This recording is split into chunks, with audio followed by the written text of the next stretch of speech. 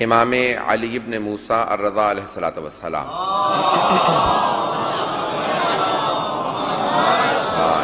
محمد وعجل فرجہ کہ پورے تاریخ میں اٹھا کے دیکھ لیجیے، شیخ طوسی نے جو خطبہ لکھا ہے ائمہ علیہ السلام کے جو نقوش ہیں ان پہ، تو فرماتے ہیں حجج الرضویہ سب سے زیادہ جو احتجاجات پائے جاتے ہیں، سب سے زیادہ حجتیں پائی جاتی ہیں، یا سب سے زیادہ مناظرے پائے جاتے ہیں، وہ امام ہشتم کے ہیں۔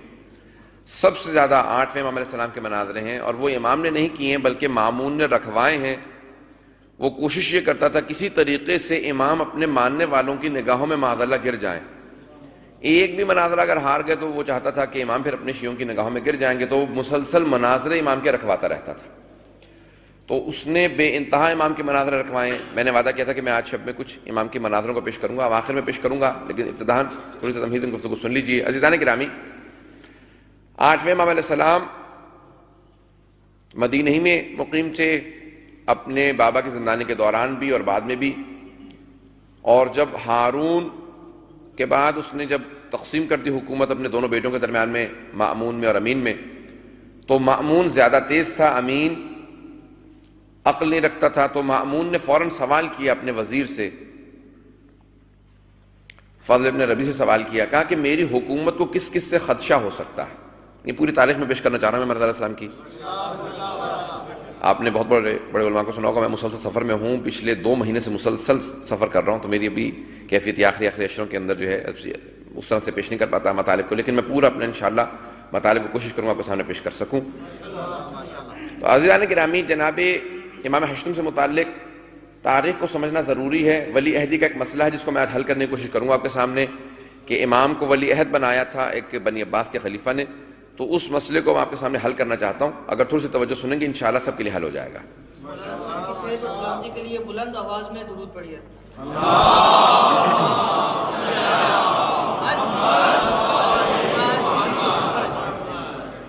اب مأمون جب خلافت میں آیا تو اس نے فوراً سوال کیا، کہا کہ کس کس سے خدشہ ہو سکتا ہے میری خلافت کو، میری حکومت کو؟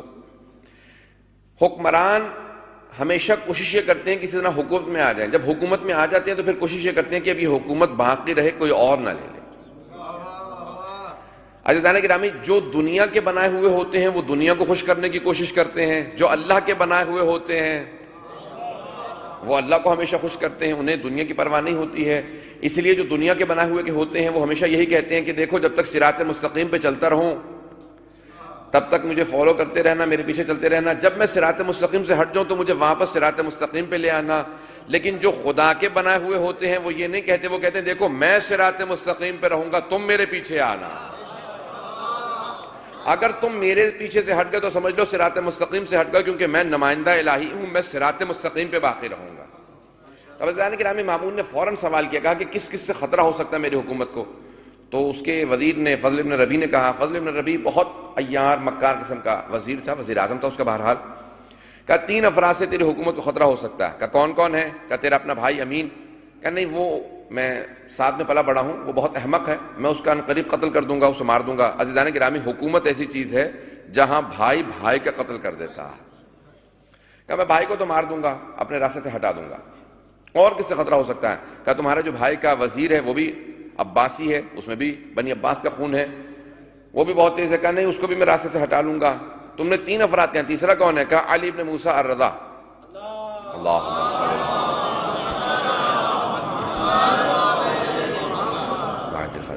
کہا یہ کون ہے؟ ان سے کیوں خطرہ ہو سکتا ہے؟ کہا یہ جو حکومت تمہارے ہاتھوں میں ہے، یہ جو تخت تمہارے ہاتھوں میں ہے، یہ جو پورے کائنات کا تم نے جو کائنات کو تو کیا بلکہ صرف یہ جو عالم اسلام کی حکومت اپنے ہاتھ میں قبضہ کر رکھی ہے، یہ تمہارا حق نہیں ہے، تمہارے اجداد نے ان کے نام پہ چھینا تھا، حق ان کا ہے، تم نے غصب کر رکھا ہے، تو اس لیے حق ان کا بنتا ہے۔ جس دن لوگوں کو معلوم ہو گیا ان کا حق ہے، لوگ تمہارے خلاف بغاوت کر دیں گے۔ کہا یہ کہاں ہے؟ کہا یہ مدینے میں رہتے ہیں۔ کہا کیسے ہیں ذرا کچھ بتاؤ؟ کہا علم ایسا ہے کہ جب بولتے ہیں تو بس یہی بولتے ہیں، پھر کائنات سنتی ہے۔ اب دیکھیں فضل ابن ربیع تعارف کروا رہے ہیں محمد علیہ السلام کا، کہ علم ایسا جب یہ بولیں تو پھر دنیا سنے گی، کیونکہ یہ جب بولتے ہیں تو علم بولتا ہے، دنیا بولتی ہے تو ان کے کلام سے سیکھ کے بولتی ہے۔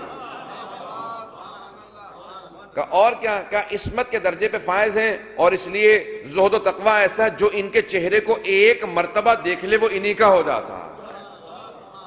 ان کے چہرے پہ ایسا نور اور ہیبت و جلال ہے کہ جو ان کو دیکھتا ہے وہ کہتا ہے، جو نہیں بھی مانتا وہ انہی کو ماننے لگتا ہے، اور اگر دل سے نہ مانے تو احترام ضرور کرتا ہے۔ کہ رہتے کہاں؟ کہ مدینے میں۔ کہ پھر اس کا مطلب ہے مسلمان تو ملتے ہوں گے ان سے۔ اب دیکھیں خلیفہ بن گئے لیکن امام کو نہیں جانتا۔ آپ نے دیکھا کتنے مظلوم تھے ہمارے ائمہ، کہ جو حکمران نہیں جانتے تھے وہ جاننا چاہتے تھے، اور جب جان لیتے تھے تو پھر ان کو راستے سے ہٹانا چاہتے تھے۔ کہ کہاں رہتے ہیں؟ کہ مدینے میں رہتے ہیں۔ کہ اگر مسلمان ان سے ملتے ہیں تو کیا ہوتا ہے؟ کہ پھر انہی کے ہو جاتے ہیں۔ کہ پھر ان کا مدینے میں رہنا ہمارے لیے نقصان دہ ہے۔ ان کو کسی بھی طریقے سے یہاں لے آؤ تاکہ میرے نظر کے اندر رہیں، میرے سامنے رہیں، میرے خلاف کوئی سازش نہ کریں۔ کہ نہیں، سازشی نہیں ہے۔ توجہ کیجیے گا عزیزان گرامی، جملوں کو ضائع نہ کیجیے گا۔ میں نے آپ نے فرمایا نا کہ میں اپنا پورا زور نہیں پیش کروں گا۔ عزیزان گرامی، اس نے کہا کہ میں بتا رہا ہوں کہ یہ سازشی نہیں ہے، لیکن لوگ ان کے گرویدہ ہو جاتے ہیں جو ایک مرتبہ مل لے۔ کا دیکھو کسی طریقے سے انہیں مدینے سے مرو لے آؤ، ان کو یہاں خراسان میں لے آؤ۔ مشہد جہاں پہ شہر امام کا، اس کا نام توس تھا، توس کے قریب اس کی خلافت کا دارالخلافہ تھا۔ تو اس نے کہا کسی طریقے سے امام کو یہاں لے آؤ۔ کہا وہ خود تو نہیں آئیں گے، اپنی مرضی سے تو نہیں آئیں گے، حکومتوں سے گرویدہ نہیں ہوتے، یہ حکومتوں کے روب اور داب میں نہیں آتے۔ نہیں، کہ ان کے اجداد کا ترہ امتیاز یہی رہا ہے، کبھی حکومتوں کے پریشر میں نہیں آتے۔ ان کے سارے اجداد ایسے ہی ہیں، کبھی حکومتوں سے نہیں ڈرتے، حکومتیں ان سے خائف رہتی ہیں۔ کہ بہرحال یہ کہہ دو کہ حاکم وقت نے امر کیا کسی بھی طریقے سے ان کو لاؤ اور یہیں پہ لے آؤ۔ کہ ٹھیک ہے۔ ایک مرتبہ پیغام بھیجا امام کے لیے، کہا کہ آپ کو حاکم نے کہا کہ آپ مدینہ چھوڑ دیں اور آپ خراسان چلے جائیں۔ جس طرح سے امیر المؤمنین جب مدینے سے جا رہے تھے جانتے تھے اب میں واپس نہیں آؤں گا، جس طرح سید الشہداء جب مدینے سے جا رہے تھے جانتے تھے اب میں کربلا سے واپس نہیں آؤں گا، اسی طرح سے امام رضا علیہ السلام جانتے تھے اب میں واپس نہیں آؤں گا۔ تو اپنے بہن بھائیوں سے ملے، کہا الوداع کرتا ہوں، اب میں دوبارہ واپس نہیں آؤں گا۔ سب بہن بھائی رونے لگے۔ آج آپ کو جو سب سے زیادہ امام کے بہن بھائی ملیں گے تو وہ ایران میں۔ کیوں؟ کیونکہ وہ سب جب امام کو لے جایا گیا تو اس کے بعد آہستہ سے سب آنے لگے، اور پھر بنی عباس نے سب کو ایک ایک کر کے شہید کر دیا۔ اس لیے سب سے زیادہ جو آپ کو امام زادے ملیں گے وہ ایران میں ملیں گے۔ وہ سب کے سب جو سادات تھے، سادات حسنی بھی اگر ہوں یا دوسرے ائمہ کی اولادیں ہیں، یا خصوصاً امام کے اپنے بہن بھائی، اس لیے کاظمی سادات یا موسوی سادات آپ کو ایران میں بے انتہا ملیں گے۔ اور وہ سب کے سب 8ویں امام کی محبت میں، عشق میں مدینے سے اٹھ کے خراسان جا رہے تھے، راستے میں بنی عباس نے سب کو شہید کیا۔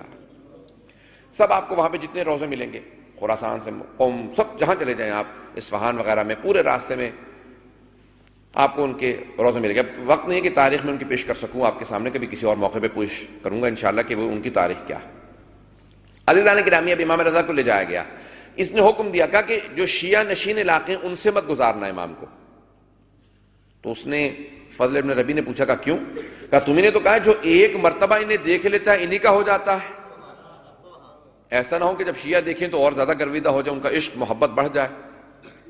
کہ دوسرا یہ کام کرنا کہ جس طرح سے مستورات کو اماریوں میں چھپا کے لایا جاتا ہے نا، پردے کا اہتمام ہوتا ہے، ان کو اماری میں لے کے آنا تاکہ کوئی دیکھ نہ سکے۔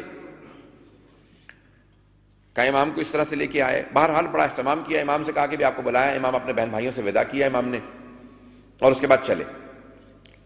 جب امام خراسان کے لیے چلے تو پورے راستے کے اندر اب معجزات امام سے صادر ہوتے رہے۔ وہ جو لے کے جا رہے تھے وہ امام کے چاہنے والے نہیں تھے، امام کے ماننے والے نہیں تھے، چاہنے والے نہیں تھے، وہ امام کو بادشاہ کے پاس پیش کر رہے تھے۔ لیکن اس پورے راستے میں انہوں نے اتنے معجزات دیکھے کہ ان میں سے آدھے سے زیادہ اسی سفر کے دوران امام کے ماننے والے بن گئے۔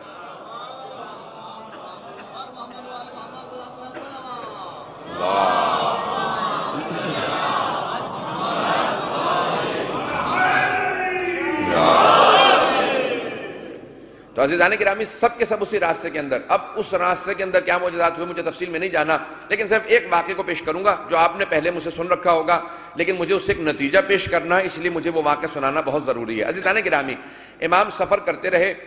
علمی مرکز نیشاپور تھا، نیشاپور جو آج بھی موجود ہے اور عربی میں نیشابور کہتے ہیں۔ تو عزیزان گرامی، نیشاپور کے اندر ایک مرتبہ امام پہنچے، 16 یا 18 ہزار محدثین جمع تھے، 16 یا 18,000 افراد نہیں، محدثین، علم حدیث کے ماہر کو محدث کہا جاتا ہے۔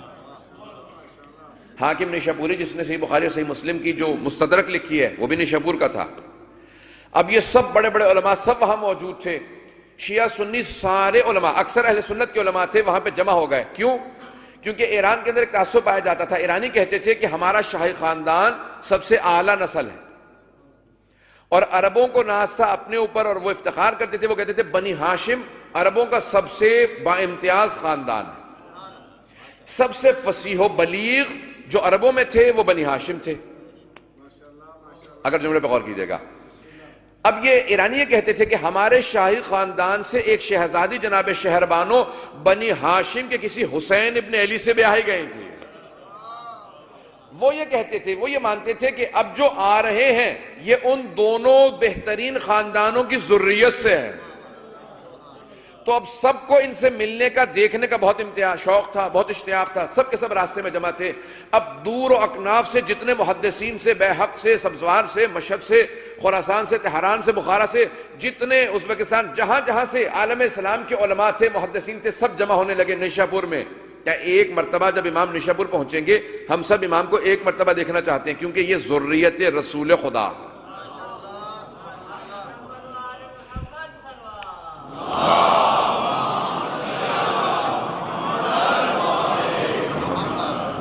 مجمع کی توجہ ہے عزیزان گرامی، عزیزان گرامی، ایک مرتبہ امام علیہ السلام پہنچے، جب نیشاپور پہنچے، اماری میں تھے، اب بڑے بڑے محدثین اپنے ہاتھ سے امام کے اونٹنی کی مہار کو پکڑ کے چل رہے تھے، اور آگے چلنا امتیاز سمجھتے تھے کہ یہ امام وقت ہے۔ عزیزان گرامی، شیعہ سنی محدثین جمع تھے اور امام کے احترام میں موجود تھے۔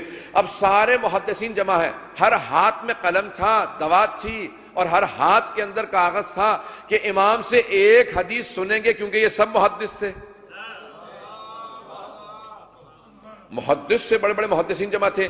سب نے ایک مرتبہ آواز دینا شروع کی، یا ابن رسول اللہ، اے فرزند رسول، اپنے جد رسول خدا سے ایک حدیث بیان فرما دیجیے۔ اب سارا مجمع رکا ہوا تھا۔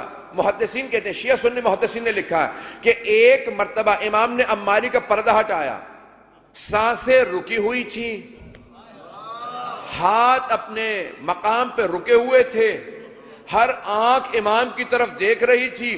ایک مرتبہ جب امام نے عماری کا پردہ ہٹایا، رخ رونق باہر نکالا، ہر آنکھ میں آنسو تھا، ہر آواز بلند ہو کے بتا رہی تھی کہ امام کا عشق ہم سب کو رلا رہا۔ امام نے فوراً بیان کیا کہ میں اپنے بابا موسیٰ کاظم سے بیان کرتا ہوں، میرے بابا میرے دادا جعفر صادق سے بیان فرماتے ہیں، میرے دادا میرے پردادا محمد باقر سے بیان فرماتے ہیں، اور میرے پردادا اپنے والد علی ابن حسین امام زین العابدین سے نقل فرماتے ہیں، اور انہوں نے اپنے بابا امام حسین ابن علی سے روایت کی ہے، اور انہوں نے اپنے بھائی سے، انہوں نے اپنے بابا سے، انہوں نے رسول خدا سے، کہ پیغمبر اسلام فرماتے ہیں کہ جبرائیل نے مجھ سے کہا ہے کہ میکائیل کے پر پہ لکھا ہے کہ اللہ سبحانہ و تعالیٰ فرماتا ہے۔ اہل سنت کے جو سب سے بڑے امام ہیں وہ احمد بن حنبل مانے جاتے ہیں، ان کی ہے مسند احمد بن حنبل۔ مسند احمد بن حنبل میں امام احمد بن حنبل کہتے ہیں کہ اس روایت کے صرف سند کو دیکھیں، روایت کی دو چیزیں ہوتی ہیں، سند اور متن۔ سند وہ جو چین آف نریشن ہوتی ہے، وہ جو افراد ہوتے ہیں اس پورے کے پورے سلسلے میں اسے سند کہا جاتا ہے، اور متن اس روایت کے الفاظ کو کہا جاتا ہے۔ احمد بن حنبل کہتے ہیں، وہ کہتے ہیں کہ اگر اس روایت کی صرف سند کو کسی دیوانے پہ پڑھ دیا جائے تو اسے افاقہ ہو جائے گا۔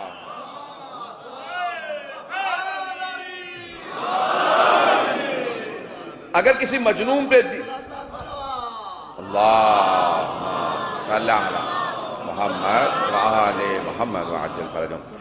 احمد بن حنبل جو سب سے بڑے امام مانے جاتے ہیں اہل سنت کے، وہ کہتے ہیں کہ اگر اس کی سند کو کسی مجنون پہ دیوانے پہ پڑھ دیا جائے تو اسے افاقہ ہو جائے گا، اس کا جنون ختم ہو جائے گا، کہ اگر بیمار پہ پڑھو گے وہ صحت یاب ہو جائے گا، کسی بے ایمان پہ پڑھو گے با ایمان بن جائے گا۔ وہ فرماتے ہیں کیوں؟ جب پوچھا گیا کیوں، کہ یہ واحد ہمارے ہاں حدیث ہے جس سلسلے کے اندر سب کے سب حدیث سلسلۃ الذہب کہا جاتا ہے۔ سلسلۃ الذہب، ذہب کہتے ہیں سونے کو، کہ اس پوری حدیث کے اندر سند بیان کرنے والے سب کے سب معصوم ہیں۔ کہ خدا تک عصمت کا سلسلہ ہے، کہ اس لیے اس حدیث کی سلسلہ سند کو سلسلۃ الذہب کہا جاتا ہے۔ عزیزان گرامی، یہ ہمارے ائمہ نے نہیں کہا، یہ سارے عالم اسلام کے علماء نے کہا ہے، محدثین نے کہا ہے، ائمہ نے کہا، وہ سب کے سب کہتے ہیں کہ اس سے بہتر کوئی حدیث نہیں ہو سکتی۔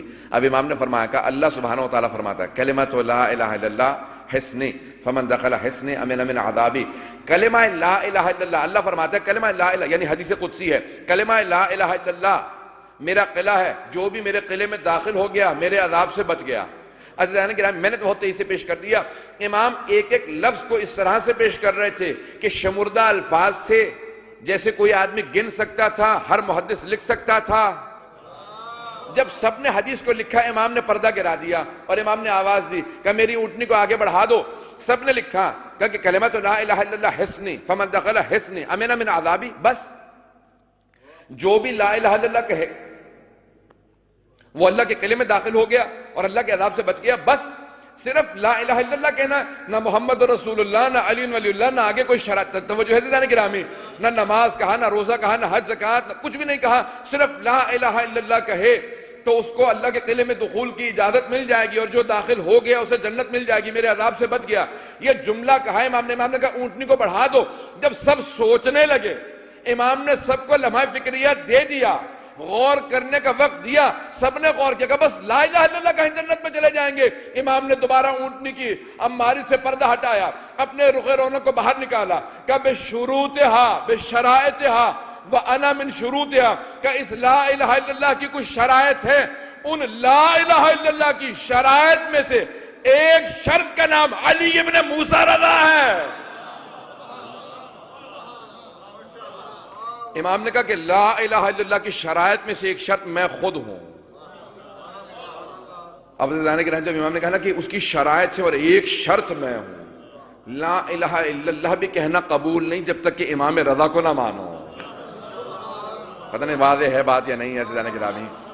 امام کا یہ کہنا تھا، سب نے حدیث کو لکھا۔ اب عزیزان گرامی، شیعہ سنی سب محدثین نے حدیث کو لکھا ہے، امام نے کہا اور آگے بڑھ گئے۔ میں نے کہا ولی عہدی کے مسئلے کو حل کروں گا۔ عزیزان گرامی، جب امام پہنچے نا، خراسان پہنچے، عمر پہنچ گئے، تو اس نے فوراً کہا کہ آپ، جب وہ تصور کر رہا تھا کون آئے گا، کیسے ہوں گے، مامون نے دیکھا امام علیہ السلام کو، چاہتا نہیں تھا کہ کھڑا ہو جائے اور سب کو روک رہا تھا، کوئی تعظیم نہ کرے، کوئی احترام نہ کرے، دروازہ کھلنے دینا، خود امام دروازہ کھولیں، خود پردہ ہٹائیں، خود اندر آئیں، کوئی اجازت نہ دے بیٹھنے کی۔ پھر جب ایک مرتبہ دیکھا نا، جیسے امام آ رہے تھے، آندھی چل رہی تھی، دروازے خود بخود کھل رہے تھے، پردے سر پہ سایہ کر رہے تھے، جتنا مجمع بیٹھا تھا امام کو دیکھ کے خود بخود تعظیماً کھڑا ہو رہا تھا۔ وہ معمون جو سب کو منع کر رہا تھا، محسوس ہوتا تھا جیسے کسی نے اس کے گریبان میں ہاتھ ڈال کے کھڑا کر دیا۔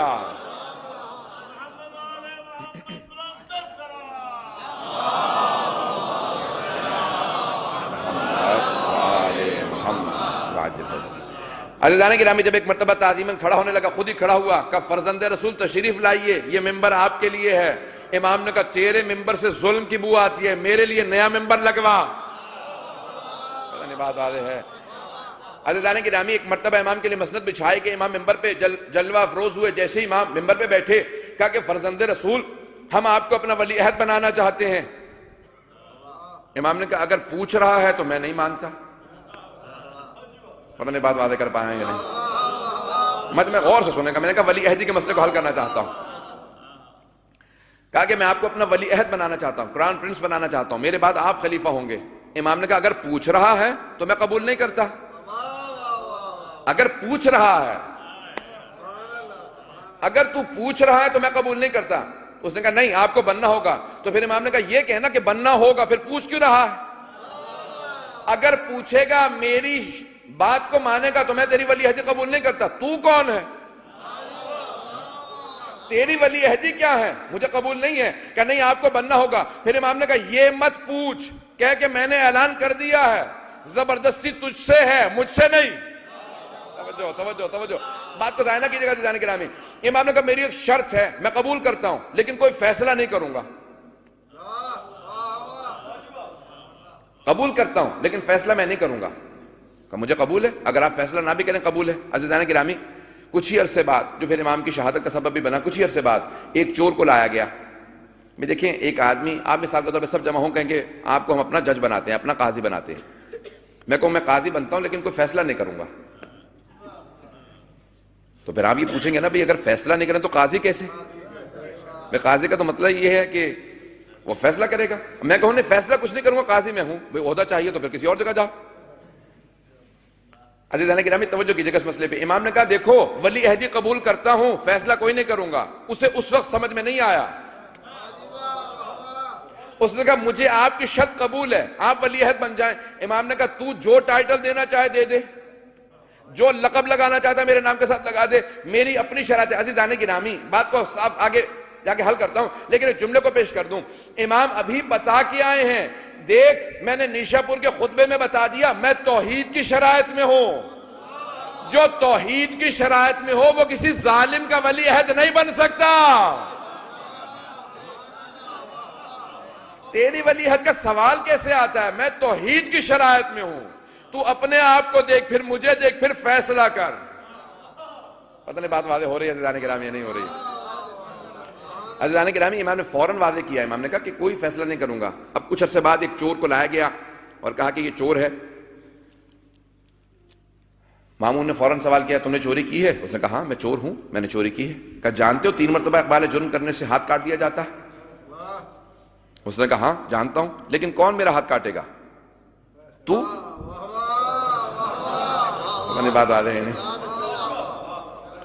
اس چور کو جب لایا گیا اس نے کہا بھئی ہاتھ میں جانتا ہوں کاٹا جاتا ہے چور کا، لیکن ہاتھ کون کاٹے گا؟ تو اس نے کہا تیری اتنی جرأت مجھ سے ایسے بات کرے؟ ایک تو چور، میں خلیفہ، تو جانتا کس سے بات کر رہا ہے؟ اس نے کہا ہاں تمہارے باپ نے بیت المال سے پیسے چرانے کے بعد ایک کنیز خریدی، اس سے تم پیدا ہوئے. ایک چوری کا نتیجہ مجھ سے حساب مانگے گا چوری کا؟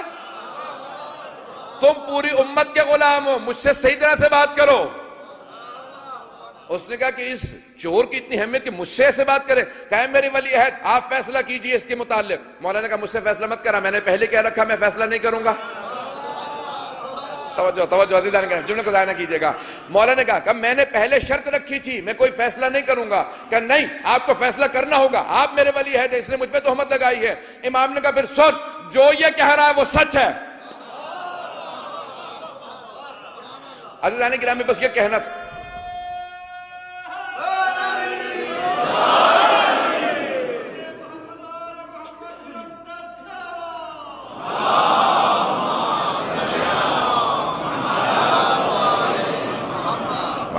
عزیزان کرام غور فرمایا آپ نے، بس امام کا فیصلہ دینا تھا. فوراً یہ اپنے تخت سے اترا اور چلا گیا. کہا کہ نہیں آج جتنی توہین ہوئی نہیں ہوئی میری. پھر اس کے بعد بہرحال ایک زہر کا سلسلہ شروع ہوا.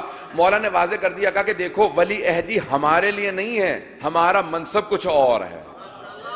ہم دنیاوی منصبوں کے لالچ نہیں رکھتے ہیں، یہ حکومت ہمارے پاؤں کی خاک ہے.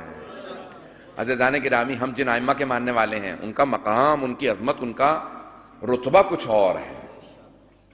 عزیزان گرامی اب مامون کی پوری کوشش ہونے لگی کسی طریقے سے امام کو نیچا دکھائے. لیکن میں نے دن میں بھی عرض کیا تھا امام حسن مجتبیٰ سے متعلق کہ جس کو اللہ نے عزت دے کے بھیجا ہو اس کو کوئی نیچا نہیں دکھا سکتا ہے. تو وَلِلَّهِ الْعِزَّةُ وَلِرَسُولِهِ وَلِلْمُؤْمِنِينَ، بے شک عزت اللہ کے لیے ہے، اس کے رسول کے لیے، اور مؤمنین یعنی ائمہ اہل بیت کے لیے ہے. تو اب عزت ان کی ہے، ان کے دشمنوں کے لیے ذلت ہے. اب وہ کوشش یہ کرتا رہا کسی طریقے سے امام کو معاذ اللہ نیچا دکھا دے. اب بڑے بڑے مناظرے کروانے لگا، بڑی بڑی بحثیں کروانے لگا، کسی طریقے سے امام ہار جائیں. ایک مرتبہ اس نے کہا کہ بھئی 1 سال ہو گیا بارش نہیں ہوئی ہے. اس نے جو ماہرین موسمیات تھے اس زمانے میں، جو ویدر کے ایکسپرٹ تھے، ان کو بلایا، ان ماہرین سے سوال کیا کہ اس سال بارش ہوگی؟ کہ نہیں اس سال بھی بارش کے کوئی آثار نہیں. عزیزان گرامی آج تو مشینوں کے ذریعے بناتے ہیں، اس زمانے میں واقعاً وہ ماہر ہوتے تھے، وہ واقعاً ماہر ہوتے تھے. ہوا کو دیکھ کے اب ہوا سے بتا دیتے تھے بارش ہوگی یا نہیں ہوگی. اب ان ماہرین نے کہا کہ اس سال بھی کوئی بارش کے آثار نہیں ہے، یہ بھی سوکھے کا سال جائے گا. کہ پھر غور سے دیکھ لو، حساب کتاب لگا لو. سب سے الگ الگ پوچھا، سب سے الگ الگ حساب کتاب کروایا کہ ہم سب بتا رہے ہیں اس سال بارش نہیں ہوگی، بارش کے کوئی آثار نہیں ہے. فوراً اپنے وزیر کو بلایا کہ بہترین موقع ہے. پتہ نہیں بات واضح ہے یا نہیں؟ کہ بہترین موقع ہے. امام رضا علیہ السلام کو میں علیہ السلام کہہ رہا ہوں، اس نے کہا کہ ان کو نیچا دکھانے کا بہترین موقع ہے. بارش تو ہونی نہیں ہے، ان سے کہو کہ دعا مانگے. امام نے کہا ہاں میں نماز استسقاء پڑھوں گا، میرے جد کی روش ہے، لیکن 3 دن روزے رکھوں گا۔ اس کے بعد اس نے کہا یہ تو بہت ہی اچھا ہے، یہ 3 دن ہمیں اور مل گئے پروپیگنڈا کرنے کے۔ کہ جہاں تک ہو سکے اعلان کروا دو کہ ہمارا ولی ہے دعا مانگنے والا۔ دور و نزدیک کی ساری بستیوں میں، سارے شہروں میں اعلان ہو گیا کہ 3 دن بعد امام رضا روزہ رکھ کے نماز استسقاء پڑھنے والے ہیں، بارش کے لیے دعا مانگنے والے ہیں۔ دور دور سے لوگ آنے لگے، کچھ چاہنے والے تھے، کچھ تماشبین تھے، کچھ اپنے تھے، کچھ بیگانے تھے، کچھ چاہتے ہوئے آ رہے تھے، کچھ نہ چاہتے ہوئے آ رہے تھے، کچھ مانتے ہوئے آ رہے تھے، کچھ نہ مانتے ہوئے آ رہے تھے۔ جب سب جمع ہونے لگے، امام نے کہا مسجد میں نہیں ہوگی، میں صحرا میں پڑھوں گا۔ کہ جتنے بھی لوگ ہیں سب میں اعلان کر دو، مسورات کے ساتھ آئیں، بچوں کے ساتھ آئیں، بوڑھوں کے ساتھ آئیں، سب کو بلا لو۔ عزیزان گرامی، امام نے اپنے امامے کا بند کھولا، اپنی ابا کو الٹا کیا، چلنے لگے، اپنے نالین کو اتار دیا، امام نے زمین پہ قدم رکھا، زمین قدم کے بوسے دینے لگے۔ امام نے تکبیر کی آواز کو بلند کیا، کہا اللہ اکبر، آسمان سے لبیک کی آوازیں آنے لگی۔ جو چہرے کو دیکھتا تھا رونے لگتا تھا، آواز دے کے کہتا تھا ہم گواہی دیتے ہیں اگر کوئی حجت خدا ہے تو علی بن موسیٰ رضا۔ عزیزان گرامی، امام کی ہیبت و جلال یہ تھی، چلنے کا انداز بتا رہا تھا یہ امام وقت ہے۔ بس ایک شیر کا چلنا تھا، امام قداور تھے، بہت خوبصورت تھے۔ اللہ محمد وعجل۔ بس امام علیہ السلام نے چلنا شروع کیا، ہر طرف سے لوگ جمع ہونے لگے، اب سب کے سب چلنے لگے۔ امام نے کہا میرے ساتھ چلو، ہم مرو سے باہر نکلیں گے۔ ایک مرتبہ ایک صحرا میں امام بیٹھ گئے، امام نے ایک مرتبہ خطبہ دیا، اس کے بعد کہا میرے ساتھ سب نماز پڑھو۔ نماز پڑھائی، نماز استسقاء تمام ہوئی۔ امام نے ہاتھوں کو بلند کیا، کہا پروردگارا میری مظلومیت کا واسطہ بارش برسا دے۔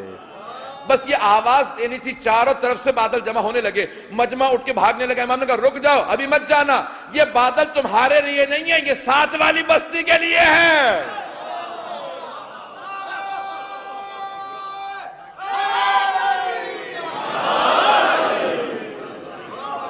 امام نے کہا یہ بادل تمہارے لیے نہیں، یہ ساتھ والی بستی کے لیے ہیں۔ اب میں تمہیں بتاتا ہوں میں کون ہوں۔ کہ میں نواسہ رسول کی ذریت سے ہوں، میں زہرا کا بیٹا ہوں، میں علی کا بیٹا ہوں، میں حسن کا بیٹا، میں حسین کا بیٹا ہوں۔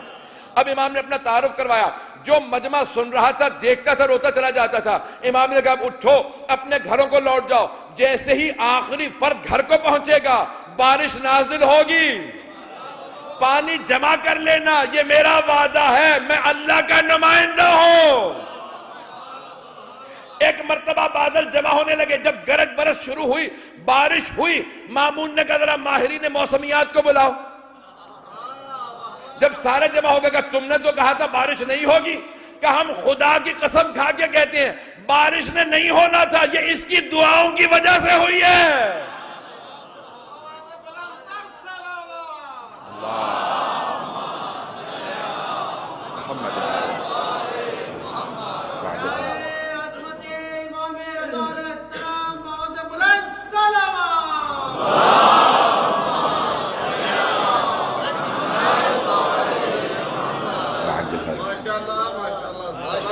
جب انہوں نے کہا نا کہ ہم خدا کی قسم کھا کے کہتے ہیں بارش نے نہیں ہونا تھا، ان کی دعا کا اثر ہے، مامون نے فوراً کہا خبردار مجھے تو بتا دیا، مجمع کو نہ بتانا، مجمع سے یہی کہنا کہ بارش نے ہونا تھا، وَإِلَّا جتنے بھی ان کے ماننے والے اور زیادہ بڑھ جائیں گے۔ عزیزان گرامی، آپ نے غور فرمایا، بس اب بارش ہوئی، وہ جو امام کے نہیں ماننے والے تھے وہ بھی ماننے والے بن گئے۔ آج تک دیکھ لیجئے کیسا ذریتوں میں چلتا چلا آ رہا ہے وہ سلسلہ، کہ امام نے اپنے صرف رخ رونق کی زیارت کرائی، مجمع آپ کا ماننے والا بنا، ایک دعا پڑھی، لوگ ماننے لگے۔ عزیزان گرامی، وقت بہت ہی سے گزر گیا، میں ایک مناظرہ پیش کرنا چاہ رہا ہوں امام علیہ السلام کا، اگر سننا پسند فرمائیں گے۔ اب مامون نے سب جب کوششیں کر لیں، ہر طرح کی بحثیں کی، مباحثے کیے، امام سے خود بحثیں کرتا تھا۔ جب اس نے دیکھا کہ نہیں، یہ جتنا کوشش کرتا ہوں ان کو معاذ اللہ گرانے کی، اتنا ہی زیادہ ان کا مقام ان کے ماننے والوں کی نگاہوں میں بلند ہو جاتا ہے۔ یعنی ان کے خالق کو ضد ہے کہ حق چھپنے نہ پائے، سچائی مٹنے نہ پائے، امام رضا جھکنے نہ پائے۔ کہ جتنا میں کوشش کرتا ہوں اتنا زیادہ ان کا مقام بلند تر ہوتا چلا جاتا ہے۔ اب اس نے کہا کہ دیکھو، اپنے وزیر سے کہا کہ جتنے بڑے بڑے ادیان ہیں، ان تمام ادیان کے جو سب سے بڑے علماء ہیں، ان سب کو دعوت دو میری طرف سے، ان کے آنے جانے کا خرچہ میں دوں گا، ان سب کے رکنے کا خرچہ میں دوں گا، کھانے پینے کا خرچہ میں دوں گا. کہا ان سب کو بلا لو اور کہو کہ تیاری کر کے آئیں، اپنے چیلے چانڈے ساتھ لے کے آئیں، جتنے علماء لا سکتے ہیں لے کے آئیں. کہ سب سے کہو بہترین سخت ترین سوالات تیار کریں اور تیاری کر کے آئیں، میں ایک مناظرہ رکھوانا چاہتا ہوں. اور پھر ایک مرتبہ اپنے وزیر سے کہا کانوں کان خبر نہ ہونے دینا انہیں. کانوں کان خبر نہ ہونے دینا. علی بن موسیٰ رضا کو، ہمارے ولی عہد کو کانوں کان خبر نہ ہو. عزیزان گرامی، ہم ایسے کو امام ہی نہیں مانتے جسے معلوم نہ ہو کہ سازشیں کیا ہو رہی ہیں. ہم ایسے کو امام مانتے ہیں جو پہاڑ کے پیچھے دیکھ کے بتا دے جو لشکر آ رہا ہے ان میں سے کتنے میرے ہاتھوں مارے جائیں گے، کتنے بھاگ جائیں گے.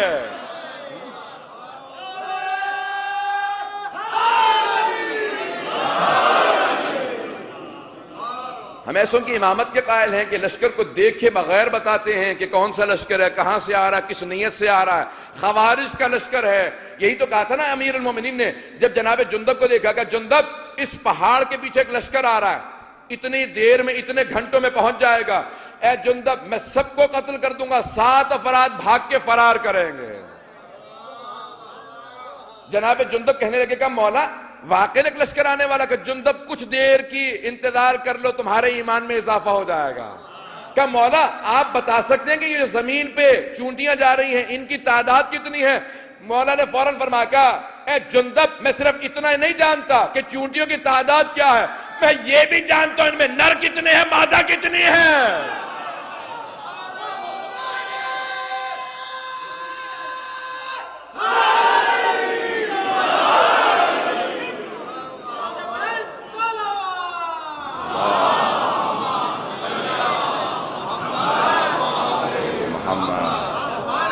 توجہ ہے نا عزیزان گرامی، ہم ایسوں کی امامت کے قائل ہیں. عزیزان گرامی، اب ایک مرتبہ سارا ماحول بننے لگا. ایک مرتبہ جب سب کے سب علماء جمع ہو گئے، جتنے ادیان تھے. اب یہ کتاب التوحید کا انگریزی میں ترجمہ کر رہا تھا، چھپ چکی کتاب. تو یہ آخری 2 ابواب ہیں جو امام رضا کا مناظرہ ہے. جب میں ترجمہ کر رہا تھا انگریزی کے اندر تو میں عربی میں عبارت پڑھ رہا تھا اور سوچ یہ رہا تھا کہ یہودیوں سے امام کا مناظرہ ہے. اس کے اندر ربی کہا جاتا ہے عربی کے اندر، انگریزی میں ربائے کہتے ہیں. یہ یہودی جو پادری ہوتے ہیں، کہا کہ جو ان کا چیف ربائے تھا، رأس الجالوت عربی میں کہتے ہیں، اس کو بلایا گیا تھا. اس کے ساتھ سب اس کے چیلے علماء اس کے ساتھ جو اس کے دین کے تھے وہ آئے تھے. 8 بشپ کو بلایا گیا تھا جسے اسقف اعظم کہا جاتا ہے. اسقف کہتے ہیں سب سے بڑے پادری کو عربی میں. اسقف اعظم ان کا سب سے بڑا پادری، وہ اپنے سارے لشکر کے ساتھ آیا تھا. ہندوؤں کے بڑے بڑے سادھوؤں کو بلایا گیا تھا، مجوسیوں کے علماء کو بلایا گیا تھا، سارے عالم اسلام کے ستارہ پرستوں کو، جتنے ادیان تھے، پتہ نہیں توجہ ہے جانے گرامی کے نہیں، سب کو بلایا. سب ایک ایک لشکر کے ساتھ آئے. جب سب جمع ہو گئے تو مامون بہت خوش ہوا. کہا کہ اب جاؤ جا کے میرے ولی عہد کو بلا لاؤ. اتنا مجمع، اتنے سوالات. جس آدمی سے کہا نا جاؤ جا کے بلا لاؤ، وہ تقیے میں تھا، وہ امام کا ماننے والا تھا. اب بڑا گھبرایا ہوا، ٹانگیں کانپتا ہوا، ہانپتا کانپتا امام کی بارگاہ میں پہنچا. کہ مولا آپ کا مامون نے بلایا. مولا نے فوراً فرمایا کہ بلایا مجھے ہے، گھبرایا و تو ہے. توجہ ہے عزیزان گرامی، امام نے کہا بلایا مجھے، گھبرایا و تو ہے. کہ مولا وہ دربار کے اندر بہت سے علماء جمع ہو گئے مختلف ادیان کے. امام نے کہا سن، گھبرانے کی بات نہیں ہے. کیا تجھے اپنے امام کے علم میں شک ہے؟ کہ مولا آپ کے علم میں شک نہیں ہے. یہ جو مناظرہ کرنے والے ہوتے ہیں یہ گھما پھرا کے بات کو ایسا پیش کرتے ہیں، سوال ہوتا کچھ ہے، پیش کچھ کرتے ہیں. امام نے کہا سن، جب میں ہر عالم کو اسی کی کتاب سے، اسی کی زبان میں، جملہ کو سنیے گا امام کے، امام نے کہا سن، جب میں اسی کی کتاب سے، اسی کی زبان میں، اسی کی رفتار سے، اسی کے سامنے جواب دوں گا تو چہرہ میرا نہیں مامون کا دیکھنے والا ہوگا.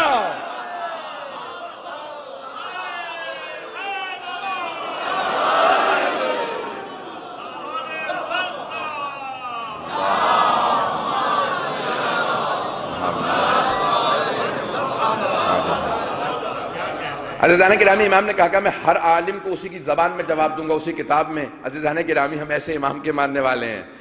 جب امام کے پاس آنے لوگ سوال کرنے لگے تو بعض جو ضعیف العقیدہ قسم کے لوگ تھے کہا مولا ان کی زبان آپ نے کب سیکھی؟ یہ تو روم سے آیا، آپ روم گئے ہی نہیں. امام نے ایک کنکر کو اٹھایا، اپنا آب دہن لگایا، کہ اپنی زبان پہ رکھ. اس نے زبان پہ رکھا, بڑی تیزی سے گنتی گننے لگا, 1 2 3 سے 70 تک چلا گیا. کچھ نے پوچھا گنتی کیوں گن رہا ہے؟ کہ ان کے لعاب دہن کا اثر یہ ہے, میں نے اپنی زبان پہ رکھا, 70 زبانیں مجھے ازبر ہو گئے.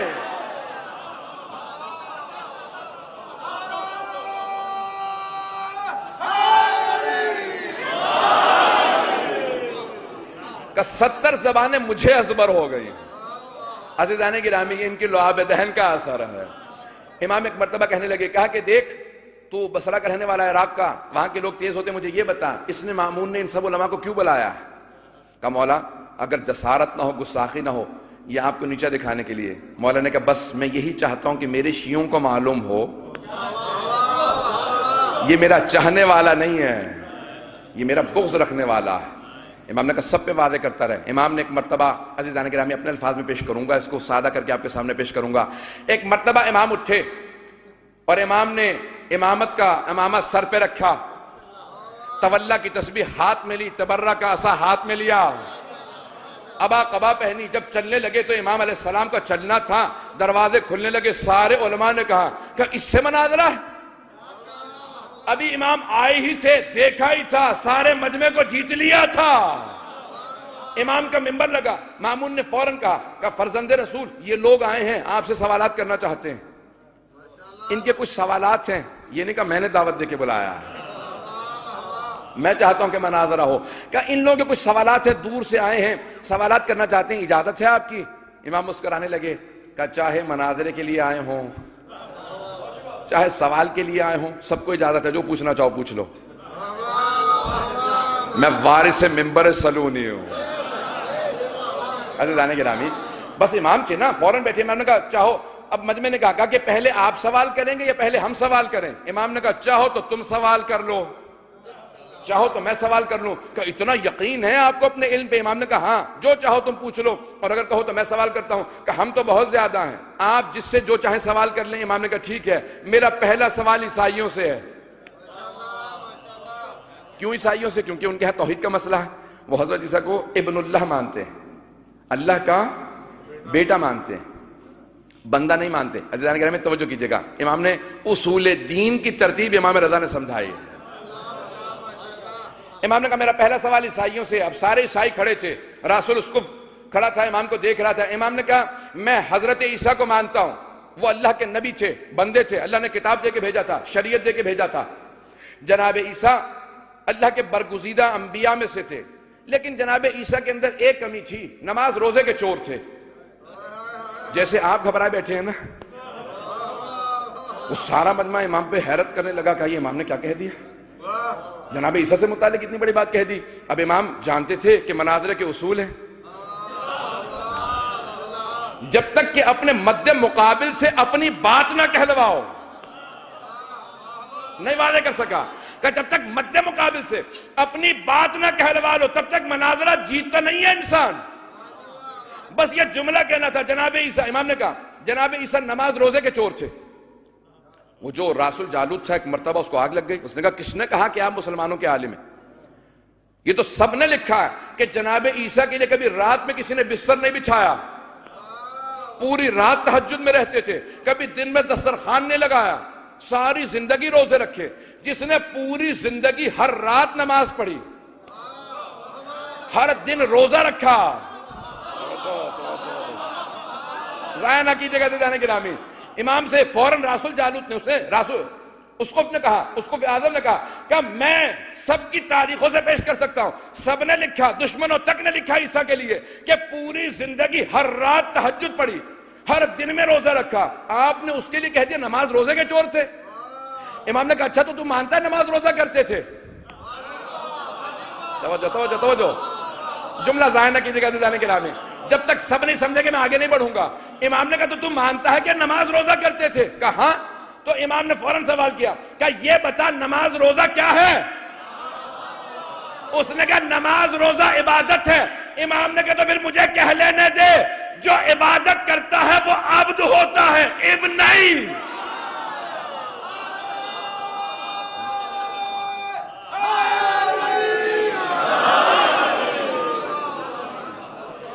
امام نے کہا نماز روزہ عبادت ہے، جو عبادت کرتا ہے وہ بندہ ہوتا ہے، بیٹا نہیں۔ امام نے کہا اب تیرا سوال۔ جب امام نے کہا نا تیرا سوال، اس نے کہا اب سوال کے لائق چھوڑا ہی کہاں ہے آپ نے؟ فوراً گھبرا کے رونے لگا، کہا کہ ہمارا پورا دین اسی پہ ہے، ہمارے پورے دین کی بنیاد ہی اللہ کا بیٹا ہونے پہ ہے، آپ نے بنیاد ہی ختم کر دی ہے، میں سوال کیا کروں؟ پتہ نہیں توجہ ہے عزیزان گرامی یا نہیں؟ وقت گزر گیا، میں پیش کرنا مکمل کر دوں اگر بات کو تھوڑے سے۔ عزیزان گرامی، کس کے ماننے والے ہیں؟ عزیزان گرامی، جب ایک مرتبہ امام نے فوراً جب سوال کر لیا نا عیسائیوں سے، تو پھر رخ کیا رأس الجالوت کا، وہ جو یہودیوں کا سب سے بڑا عالم تھا۔ امام نے کہا کہ اے رأس الجالوت، یہ کیا بات ہے کہ تم جناب موسیٰ تک سارے انبیاء کو مانتے ہو، ان کے بعد والے انبیاء کو نہیں مانتے؟ تو اس نے فوراً جواب دیا، کہا اس لیے کیونکہ جناب موسیٰ نے جتنے بڑے بڑے معجزات دکھائے ہیں، ان کے بعد آنے والے انبیاء نے ویسے معجزات نہیں دکھائے۔ امام نے فوراً جواب دیا، امام نے کہا دیکھ، کیا یہی دو معجزات نہیں جناب موسیٰ کے کہ اپنے ہاتھ کو جیب میں ڈالتے تھے، نکالتے تھے، ید بیضا ہو جاتا تھا، ہاتھ سے نور نکلتا تھا، عصا زمین پہ پھینکتے تھے، اژدہا میں بدل جاتا تھا؟ کہ یہی تو معجزات نہیں تھے؟ کہ ہاں بے شک یہی تو معجزات۔ کہ اور اگر میں یہ بتاؤں کہ بعد والے انبیاء نے ان سے بڑے معجزات دکھائے؟ گھبرا کے نہ سنیے گا۔ کہ جناب عیسیٰ نے مردوں کو ٹھوکر مار کے زندہ کیا، قوم بِإِذْنِ ربک کہتے تھے، مردہ زندہ ہو جاتا تھا۔ جناب ختمی مرتبت نے وہ سارے معجزات جو سارے انبیاء نے دکھائے تھے، اکیلے ختمی مرتبت نے دکھائے۔ چاند کے دو ٹکڑے کیے، سورج کو پلٹایا، قرآن دے کے گئے۔ کہا کہ یہ تو وہ معجزات ہیں جو ان کے ماننے والوں نے بتائے ہیں۔ توجہ، کہ ہم نے خود تھوڑی دیکھے، یہ ان کے ماننے والوں نے بتائے ہیں، اس لیے میں نہیں مانتا۔ امام نے کہا اچھا حضرت موسیٰ کے معجزات تو نے خود دیکھے؟ توجہ عزیزان کے جملوں کو ضائع نہ ہونے دیجیے گا۔ اس نے کہا کہ یہ جناب عیسیٰ جناب رسول خدا کے معجزات ان کے ماننے والوں نے بتائے ہیں، ہم نے خود نہیں دیکھے۔ امام نے کہا تو جناب موسیٰ کے معجزات تو نے خود دیکھے؟ اس نے کہا نہیں خود تو نہیں دیکھے، لیکن مستند کتابوں میں آئے ہیں، مستند کتابوں میں آئے ہیں، ریلائبل سورسز میں آئے ہیں، جن کتابوں پہ اعتماد کیا جا سکتا ہے ان میں آئے۔ امام نے کہا اور اگر تو ایک کتاب کا نام بتا جو تیرے نزدیک قابل قبول ہے؟ تو اس نے کہا توریت سے بڑی ہمارے نزدیک کوئی کتاب نہیں۔ امام نے کہا اور اگر تجھے توریت سے دکھا دوں؟ مجمع اب گھبرا کے سن رہا۔ عزیزان گرامی، جب میں اس کا ترجمہ کر رہا تھا نا انگریزی میں، تو میں سوچ یہ رہا تھا کہ امام نے 1300 سال 1250 سال پہلے حوالہ دیا۔ توریت، زبور، انجیل تبدیل ہو چکی ہیں، تحریف ہو چکی ہیں، بدل چکی ہیں۔ کیا امام نے جب حوالہ دیا تو ان کی اس وقت کی توریت میں تھا اور آج کی توریت میں نہیں ہے؟ رات تاخیر ہو چکی تھی، مجھ سے برداشت نہ ہوا، پوری رات تحقیق کرتا رہا۔ میں نے ایک مرتبہ گیٹ وے ٹو بائبل یا gospel.com دونوں سائٹوں کے اوپر جا کے دیکھیے، توریت مل جائے گی۔ میں نے توریت کو کھولا، عربی کی عبارت کو ڈالا، کیونکہ امام نے حوالہ عربی میں دیا تھا۔ میں نے توجہ کی کہ ایسا جملہ جو امام نے 1250-1300 سال پہلے کہا، آیا موجودہ توریت میں ہے یا نہیں؟ عزیزان گرامی، وہ جملے جو امام نے 1250 سال پہلے پیش کیے تھے، تحریف ہونے کے بعد آج تک توریت میں موجود ہیں، تو ہم ایسے امام کی امامت کے قائل ہیں جو 1200 سال بعد دیکھ کے بتائے کیا نکالا جائے گا، کیا باقی رہے گا۔ امام نے حوالہ وہ دیا جو آج تک باقی ہے۔ عزیزان گرامی، جب میں نے نکالے وہ سارے آج تک میرے پاس موجود ہے، جب میں نے نکالا تو وہاں پہ الفاظ تھے، امام نے پڑھنا شروع کیا۔ سنیں گے عزیزان گرامی؟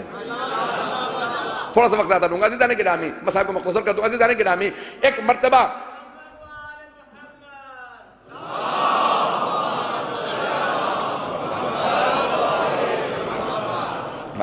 عزیزان گرامی، امام مخاطب ہوئے اور ایک مرتبہ کہا کہ سن اے رأس الجالوت، چیف رہبائی کہتے ہیں انگریزی کے اندر، کہا کہ دیکھ تو سب سے بڑا یہودیوں کا عالم ہے، ذرا اپنے ماننے والوں کو بتا،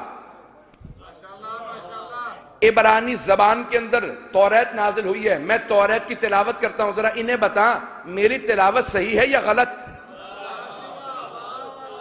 اب وہ امام سے ذرا کچھ فاصلے پہ کھڑا تھا، اس نے توریت کو ایک مرتبہ کھولا، کسی مقام سے کھولا، امام نے کہا دائیں طرف سے سننا شروع کر، امام نے سنانا شروع کی، ایک مرتبہ اس نے آواز دی، کہا میں اتنی دور یہاں کھڑا ہوں، آپ وہاں منبر پہ بیٹھے ہیں، یہ آپ کو کیسے معلوم میں نے کون سا صفحہ کھولا ہے؟ امام نے کہا اگر دیکھ کے بتاؤں تو حجت خدا کیسا؟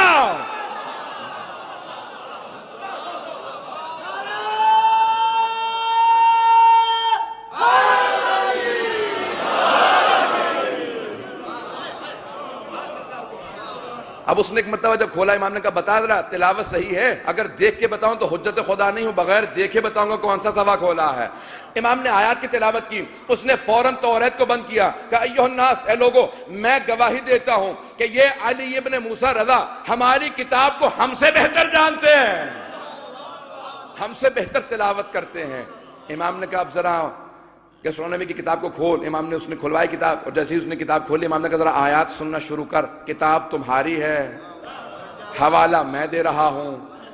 امام نے کہا تو نے کہا کہ مستند کتابوں میں نہیں آیا، اگر میں تمہاری کتاب سے دکھاؤں، اور آج موجود ہے، میں نے موجودہ یہودیوں کو حوالہ پیش کیا ہے جناب ختمی مرتبت سے متعلق، آج کے یہودیوں کو پیش کیا، خدا کی قسم ممبر پہ ہوں، ذمہ داری سے پیش کر رہا ہوں، آج تک کسی نے کوئی جواب نہیں دیا۔ ہم ایسے امام کی امامت کے قائل ہیں جو 1200 سال پہلے وہ دلیل ہمیں دے کے جائیں جس کا آج تک کوئی یہودی جواب نہ دے سکے۔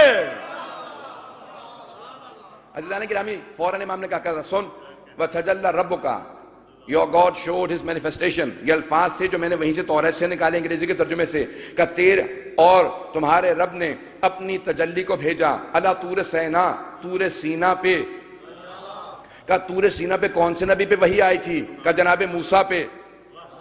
توجہ سارے مجمع کی۔ امام نے کہا علی طور سینا، کہ اللہ نے اپنی تجلی کو بھیجا، کہ سب نے لکھا ہے جناب موسیٰ پہ، کہ تم مانتے ہو؟ کہ ہاں مانتے ہیں۔ امام نے کہا ذرا اگلی آیت پڑھ، وَتَجَلَّ رَبُّكَ، اور تمہارا رب اپنی تجلی کو بھیجے گا، کون سی تجلی کو بھیجے گا؟ اپنی وحی کو نازل کرے گا، علی جبل سعیر، آن ماؤنٹ سائر انگریزی میں ترجمہ تھا، کہ جبل سعیر پہ، کوہ سعیر پہ اپنی وحی کو نازل کرے گا۔ امام نے کہا میں تجھ سے سوال کرتا ہوں، کوہ سعیر پہ کس پہ وحی نازل ہوئی؟ کہ میں نہیں جانتا۔ امام نے کہا کوہ سعیر پہ صرف جناب عیسیٰ نے دعویٰ کیا کہ مجھ پہ وحی نازل ہوئی ہے۔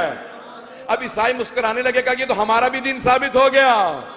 امام نے کہا آگے چل، اگلی آیت کے اندر ہے وَتَجَلَّ رَبُّكَ عَلَى جَبَلِ فَارَان، کہ جبل فاران امام نے لفظ کیا، انگریزی میں ترجمہ ماؤنٹ پھیرن، پھیرن کا الفاظ کیا، فاران کا ترجمہ کیا۔ عزیزان گرامی، امام نے کہا پوری دنیا میں صرف مکہ کے پہاڑی سلسلوں کا نام جبل فاران ہے، ان مکہ کے پہاڑوں کے سلسلے میں ایک غار ہے جس کا نام ہے غار ہرا، کہ صرف ہمارے نبی نے دعویٰ کیا کہ مجھ پہ غار ہرا میں وحی آئی۔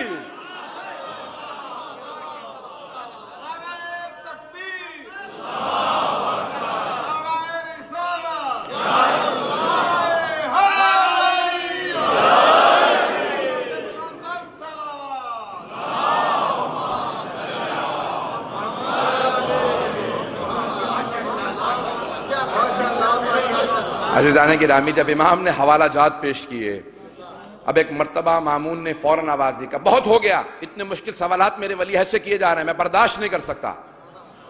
یہ کہہ کے فوراً ممبر سے اترا، امام مسکرا کے اپنے شیعوں کو دیکھنے لگے، کہا میں نے کہا تھا نا چہرہ میرا نہیں اس کا دیکھنے والا ہوگا۔